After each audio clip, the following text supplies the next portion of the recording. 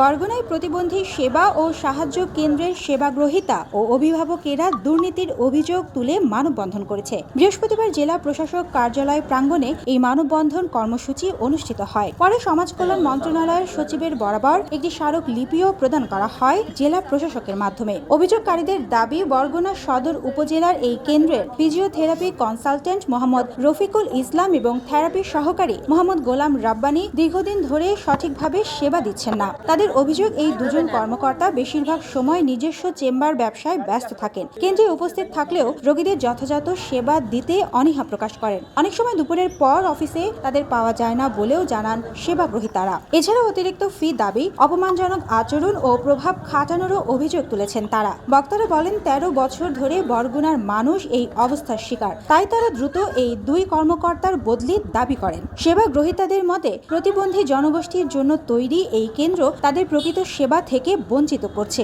যা সমাজ কল্যাণমূলক কাজের উদ্দেশ্যকেই ব্যাহত করছে।